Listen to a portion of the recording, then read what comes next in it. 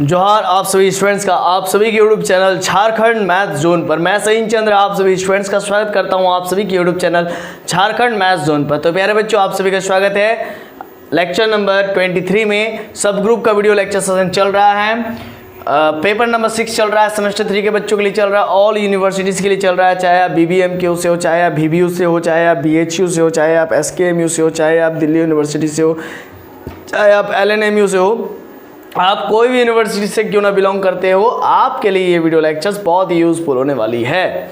तो जैसा कि आप सभी जानते ही हैं कि BSc मैथमेटिक्स ऑनर्स के लिए ये वीडियो लेक्चर सेशन चल रहा है, बीटेक वालों के लिए चल रही है, साथ ही साथ BE वालों के लिए भी चल रही है, बैचलर ऑफ इंजीनियरिंग।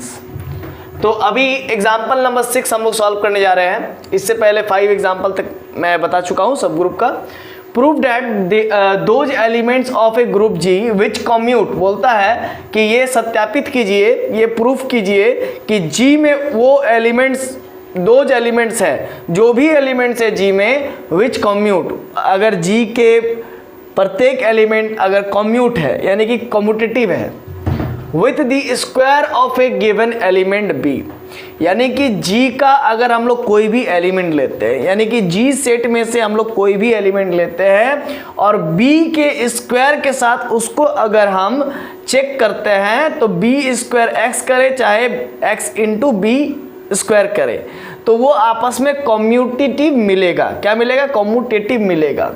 यही बोल रहा है कि अगर आप दो एलिमेंट ऑफ ग्रुप जी, अगर ग्रुप जी में से कोई भी एक्स एलिमेंट सिलेक्ट करते हो तो उस एक्स एलिमेंट के साथ अगर आप बी स्क्वायर, जैसे यहाँ पर क्या दिया ना, with the square of a given element B of G, मतलब वो बी भी जो है कि जी का ही होना चाहिए। अगर आप x कोई भी एलिमेंट सिलेक्ट करते हो जी सेट में से और अगर b कोई एलिमेंट सिलेक्ट करते हो जी सेट में से, तो b का अगर आप स्क्वायर करोगे x के साथ या x को b के साथ स्क्वायर करोगे और मल्टीप्लाई करोगे, तो दोनों ही स्थिति में, जैसे x इंटू बी स्क्वायर कीजिए चाहे b स्क्वायर इंटू एक्स कीजिए, दोनों ही स्थिति में दोनों आपस में बराबर आएंगे, है ना। यही कहना चाह रहा है। तो इस टाइप का जो भी एलिमेंट्स आएगा, ठीक है, वो क्या होगा? फॉर्म ए सब ग्रुप H ऑफ G, मतलब इस टाइप का जो भी सब ग्रुप मतलब कि एलिमेंट्स आएगा जो कि X होगा, जो कि G सेट में से आएगा, जो कि G सेट में से आएगा, वो X टाइप का एलिमेंट अगर X इंटू बी स्क्वायर या और B square into X equal to वाला कंडीशन को सेटिस्फाइड कर दे, तो फिर कहेंगे जो टाइप का जो X आ रहा है G से वो H का मेंबर है और H तब सब ग्रुप हो जाएगा G का। चलिए, हमको लगता है कि आपको समझ में नहीं आया, तो चलिए समझिए कैसे, यहाँ से समझिए कहना क्या चाह रहा है। सॉल्यूशन में लेट H एक सेट मान लिया और H सेट में कैसा एलिमेंट होगा? तो X टाइप का एलिमेंट होगा जो कहाँ से आएगा? G से आएगा। और इस X को तभी हम लोग ले सकेंगे, है ना, H का, इस X को हम लोग H का मेंबर कहेंगे, यानी कि इस X को हम लोग H सेट का मेंबर तभी कहेंगे जब ये X एलिमेंट इस क्राइटेरिया को सेटिस्फाइड करे, यानी कि x into B square equal to B square into X, और b कहाँ का है? तो g का है, और x कहाँ का है? तो g का है। यानी कि x अगर बिलोंग करता है g में, अगर x एलिमेंट हम g से ले रहे हैं और अगर वो ये क्राइटेरिया को फॉलो करता है, सेटिस्फाइड करता है, तो फिर हम लोग कहेंगे ये जो x दिख रहा है ये h का एलिमेंट है, तब हम लोग कहेंगे। तो it is to prove that h is a subgroup of G, मतलब H को सब ग्रुप दिखाना G का, ये हमको प्रूफ करना है। तो since E belongs to G, क्योंकि G एक ग्रुप है इसीलिए उसमें आइडेंटिटी एलिमेंट एग्जिस्ट करेगा, इसीलिए E बिलोंग करेगा G में। And now apply definition of H, हम लोग H का डेफिनेशन ये है, इसको अप्लाई करते हैं। तो चूंकि X बिलोंग कर रहा था G में, तो X into B square equal to B square into X हो रहा था। और अगर मान लीजिए E मेरा बिलोंग कर रहा है G में, तो क्या होगा? E into B square equal to B square into E, तो E into B square equal to B square into E. मतलब ये देखिए, E को अगर आप बी स्क्वायर के साथ मल्टीप्लाई कीजिए चाहे बी स्क्वायर को E के साथ मल्टीप्लाई कीजिए, हर स्थिति में आपको बी स्क्वायर ही मिलेगा, क्योंकि E तो आइडेंटिटी है। यानी कि LHS RHS बराबर हो गया, यानी कि इस कंडीशन को फॉलो कर गया, तो उस स्थिति में हम लोग कहेंगे कि जो मेरा x था वो जरूर G का मेंबर है, और अगर G का मेंबर तो ये तो पहले से G का मेंबर है, तो उस स्थिति में कहेंगे x मेरा H का मेंबर है। यानी कि x मेरा G से लिए और x अगर इस कंडीशन को सेटिस्फाइड करता है तो फिर कहेंगे x is a member of H। तो इसी वजह से ये कंडीशन को फॉलो किया, इसी वजह से this implies that E is a member of H, मतलब therefore E belongs to H। और दिस इम्प्लाइज डेट, इसका मतलब H सेट में कुछ ना कुछ एलिमेंट है, यानी कि H मेरा नल सेट नहीं है, H नॉट नल सेट है ना, समझ गया ना, यानी कि H एम्प्टी सेट नहीं है, therefore H is not empty set. Now let, अगर मान ले x1 x2 दो एलिमेंट है H का, हमको प्रूफ करना है कि H is a subgroup of G। तो अगर हम ये प्रूफ कर दे x1 इंटू x2 का इनवर्स बिलोंग कर जाए H में, तो ये सब ग्रुप का क्राइटेरिया होता है, आपको मालूम है थ्योरम नंबर 2 में आपको मैंने पढ़ाया था, ठीक है। अगर x1 x2 में H से ले रहा हूँ और x1 इंटू x2 का इनवर्स दिखा दूँ कि H से ही आ रहा है, तो फिर हम लोग कहेंगे कि H is a subgroup of G, ये कहेंगे। लेकिन उससे पहले हमको दिखाना ये पड़ेगा कि x2 का जो इन्वर्स है वो H में बिलोंग करता है ना, ये हमको दिखाना पड़ेगा, तब तो हम लोग दिखाएंगे x1 इंटू x2 का इन्वर्स बिलोंग करता है H में। तो देखिए वही चीज़ मैं लिख रहा हूँ। Now let x1 x2 belong कर रहा है H में, तो देन अगर x1 x2 बिलोंग कर रहा है H में, देखिए समझिए बात को, x1 x2 जैसे कि यहाँ पर G में बिलोंग कर रहा है, तो अगर x1 x2 अगर बिलोंग कर रहा है कहाँ पर H में, देन क्या होगा x1 b square equal to B into x1 square, क्योंकि सिंपली अगर हम लोग ये बात कर रहे हैं कि जैसे अगर x मेरा बिलोंग कर रहा है G में, तो वो इस क्राइटेरिया को फॉलो करेगा, वो इस क्राइटेरिया को फॉलो करेगा भाई, और जो इस क्राइटेरिया को फॉलो करेगा वो ऐसा x H में बिलोंग करेगा। यानी कि अगर x बिलोंग कर रहा है H में, तो मैं कह सकता हूँ डायरेक्ट ये चीज़ है ना, यानी कि अगर x1 x2 बिलोंग कर रहा है H में, तो मैं डायरेक्ट कह सकता हूँ कि x1 b square equal to b1 x1 है ना। अगर x2 भी बिलोंग कर रहा है H में, तो मैं डायरेक्ट कह सकता हूँ x2 b square equal to b square into x2। तो वही चीज़ यहाँ पर लिखा हूँ। Now let x1 x2 belong कर रहा है H में, then x1 into B square equal to B square into x1 होगा, and x2 into B square equal to B square into x2 होगा by the definition of H के definition से। Firstly सबसे पहले we shall show that x2 का inverse belong कर रहा है H में, ये दिखाऊंगा, तब तो दिखा पाऊंगा कि x1 इंटू x2 का इन्वर्स बिलोंग कर रहा है H में। वी हैव, हम लोग को इससे पहले क्या है, हम लोग को दिखाना है कि x2 का इन्वर्स बिलोंग कर रहा है H में, तो मैं ये लेके चलता हूँ x2 into B square equal to B square into x2। मैं दोनों तरफ x2 का इन्वर्स को मल्टीप्लाई कर देता हूँ दो बार, x2 का इन्वर्स यहाँ पर देखिए x2 into B square, x2 inverse, फिर x2 इन्वर्स, फिर x2 इन्वर्स, x2 इन्वर्स, दो बार मल्टीप्लाई किया, x2 इन्वर्स को दो बार मल्टीप्लाई किया LHS RHS दोनों में।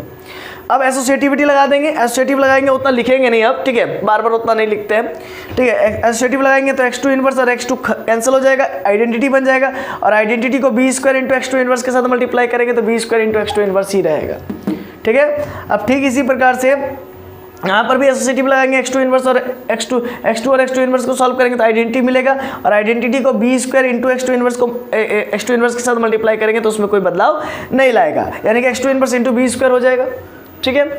अब आप यहाँ पर इस क्राइटेरिया को मिलाइए, ये जो आया है इस चीज़ को समझिए, यहाँ से कंपेयर कीजिए, देखिए मिलाइए क्या आ रहा है, समझ में आया। देखिए बी स्क्वायर एक्स, तो देखिए बी स्क्वायर एक्स, तो आप पलट के लिख दीजिए तब ज़्यादा समझ में आएगा आपको। बी स्क्वायर नहीं sorry, x2 inverse B square equal to B square into x2 inverse. तो आप मिलाइए बातों को, समझ में आ जाएगा। देखिए x के जगह पर x2 इनवर्स है, अब बी स्क्वायर के जगह पर बी स्क्वायर ही है, फिर बी स्क्वायर के जगह पर बी स्क्वायर है, और x के जगह पर x2 का इनवर्स है। यानी कि अगर ऐसा होता है तो कहते हैं क्या कि x मेरा बिलोंग करता है H में, डायरेक्ट कहते हैं ना, है ना। और ऐसा भी बात है, अगर ऐसा होगा तो फिर x मेरा जरूर बिलोंग करेगा G में, तो इसी वजह से ये दोनों आपस में बराबर है, इसीलिए x2 का इन्वर्स जरूर बिलोंग करेगा G में, और कंसिक्वेंसली दिस इंप्लाइज अगर ये बिलोंग करता है G में x2 का इन्वर्स, तो फिर वो भी जरूर बिलोंग करेगा x2 का इन्वर्स H में, है ना। नाउ ये तो मैंने दिखा दिया कि x2 का इन्वर्स बिलोंग करता है H में। Now using the criteria of subgroup we shall show that, अब क्राइटेरिया का इस्तेमाल करेंगे सब ग्रुप का कि क्या हमको दिखाना पड़ेगा x1 इंटू x2 का इन्वर्स बिलोंग कर रहा है H में, तो फिर हम लोग कहेंगे यही चीज़ें सब ग्रुप ऑफ G। लेकिन इसको दिखाने से पहले तो हमको दिखाना पड़ता ना कि x2 इन्वर्स बिलोंग कर रहा है H में, तो मैंने वही चीज़ यहाँ पर दिखा दी। तो now we shall show that, now using the criteria of a subgroup we shall show that x1 into x2 का इन्वर्स बिलोंग कर रहा है H में, ये दिखाऊंगा। वी हैव, हम लोग के पास हम लोग ये लेके चलते हैं कि x1 x2 का इन्वर्स इंटू बी स्क्वायर, ये लेके चलते हैं। आप पूछेगा सर आप ऐसा क्यों लेकर के चल रहे हैं, मैं बोलूँगा कि मैं x1 x2 का इन्वर्स इंटू बी स्क्वायर लेके चलता हूँ, और अगर मुझे हासिल हो जाए B square into x1 x2 का इन्वर्स, यानी कि देखिए ये x1 x2 की जगह पर, ये x की जगह पर है और ये भी x की जगह पर है, और बी स्क्वायर अपनी पोजीशन पर है, तो फिर यहाँ पर h का डेफिनेशन इस्तेमाल कर सकते हैं। फिर कह सकते हैं कि x1 x2 का इन्वर्स g में बिलोंग करता है, और x1 x2 का इन्वर्स अगर g में बिलोंग करता है तो फिर वो h में भी बिलोंग करता है, कह सकते हैं। इसीलिए मैंने इसको लेके चला और दिखा दूंगा ये चीज़। अगर दिखा दिया तो फिर हो जाएगा काम कंप्लीट। तो हम लेके चलते हैं x1 x2 का इन्वर्स इंटू बी स्क्वायर लेके चला मैंने, ठीक है। अब क्या है कि इसको जब लेके चला तो फिर मैं क्या कह सकता हूँ कि x1 को एज इट इज रख दिए, x1 को x1 की जगह पर रखा, और x2 inverse into B square क्या है, देखिए तो x2 inverse into B square क्या है, तो B square into x2 inverse के बराबर है। इसको मैं हटा देता हूँ। देखिए क्या मैं कह रहा हूँ कि x2 inverse into B square किसके बराबर है, इसको जरा देखिए, यहाँ से ब्रैकेट नहीं लगाना है तो मैं तो भी लगा देता हूँ, है ना, लेकिन अब मिटा दूंगा मैं ना, है ना। x2 inverse into B square किसके बराबर है, तो बी स्क्वायर x2 इन्वर्स के। मैं यहाँ पर लिख दिया हूँ कारण, since x2 inverse B square equal to B square into x2 inverse. देखिए कहीं पर होगा जरूर, देखिए कहीं जरूर होगा। देखिए यहाँ पर तो किया है ना बाबू, x2 inverse into B square equal to B square into x2 inverse, तो वहीं से मैं यहाँ पर लिखा हूँ कि x2 इन्वर्स बी स्क्वायर के जगह पर मैं B square into x2 inverse लिख सकता हूँ, ठीक है। अब जरा देखो क्या है, x1 बी स्क्वायर के जगह पर क्या लिख सकता हूँ मैं, बी स्क्वायर इंटू x1 लिख सकता हूँ। जरा देखो यहाँ पर x1 बी स्क्वायर की जगह पर बी स्क्वायर इंटू x1 लिख सकता हूँ, है ना। तो वही मैं लिखा हूँ कि x1 बी स्क्वायर की जगह पर बी स्क्वायर इंटू x1 लिख सकता हूँ, ठीक है। अब आगे बढ़ो, इतना हुआ तो बी स्क्वायर के जगह बी स्क्वायर, अब x1, इसे ब्रैकेट नहीं लगाना है, सब है ना, इसे ब्रैकेट नहीं लगाना है ना, नंबर नहीं तो फिर कट सकता है आपका। ब्रैकेट नहीं दिया हुआ था क्वेश्चन में कहीं ब्रैकेट दिया हुआ जी नहीं ना, है ना, एच में कहीं क्वेश्चन मतलब ब्रैकेट दिया हुआ नहीं ना, मतलब यही तो क्वेश्चन तो है, इसी को तो मैंने न्यूमेरिकल फॉर्म में लिख दिया है और ये लैंग्वेज में लिखा हुआ था, इसी चीज़ को मैंने न्यूमेरिकल में लिखा है। तो कहने का मतलब ये चीज़ हुआ। अब x1 x2 into B square हुआ और बी स्क्वायर x1 x2 का इन्वर्स हुआ। तो आप देखिए कंपेयर कीजिए इस चीज़ से, x के जगह पर x1 x2 का इन्वर्स है, बी स्क्वायर के जगह पर मेरा बी स्क्वायर ही है, फिर इक्वल टू के जगह पर इक्वल टू है, फिर बी स्क्वायर और x के जगह पर x1 x2 का इन्वर्स। अगर ऐसा होता तो कहते हैं x बिलोंग कर रहा है h में और x फिर बिलोंग करता है कॉन्सिक्वेंसली h में भी। अगर ऐसा होता तो कहते हैं कि x मेरा बिलोंग करता है g में। देखिए अगर ऐसा होता है तो मैं डायरेक्ट कह सकता हूँ कि x मेरा बिलोंग कर रहा है h में, और ऐसा भी कह सकता हूँ कि x मेरा बिलोंग कर रहा है g में, लेकिन यही चीज़ को तो लेके चला तब तो ये चीज़ मेरा मिला, तब मैं कह रहा हूँ कि x मेरा बिलोंग कर रहा है h में। तो आप ऐसा भी कह सकते हैं, अगर ऐसा हो रहा है तो g में भी बिलोंग करेगा भाई, ऑब्वियस सी बात है। और अगर वो g में बिलोंग करेगा तो h में भी बिलोंग करेगा, क्योंकि h के एलिमेंट कहाँ से आ रहे हैं, तो g से आ रहे हैं। तो देयरफॉर x1 x2 का इन्वर्स बिलोंग करेगा h में, है ना। अगर ऐसा हो गया, यहाँ पर भी ब्रैकेट नहीं लगाना भाई, इसी वजह से देयरफॉर x1 x2 का इन्वर्स बिलोंग करेगा h में, है ना। तो यहाँ से मैं कह सकता हूँ कि अगर x बिलोंग कर रहा है g में, सच दैट अगर इस क्राइटेरिया को फॉलो कर रहा है, तो फिर मैं जरूर कहता हूँ कि x मेरा बिलोंग करता है h में। तो इसीलिए x1 x2 का इन्वर्स बिलोंग कर रहा है h में। तो दज x1 x2 बिलोंग कर रहा था h में, यहाँ से हम लोग लेके चले थे कि x1 x2 बिलोंग कर रहा है h में, और दिखा क्या दिए कि x1 x2 का इन्वर्स बिलोंग कर रहा है h में।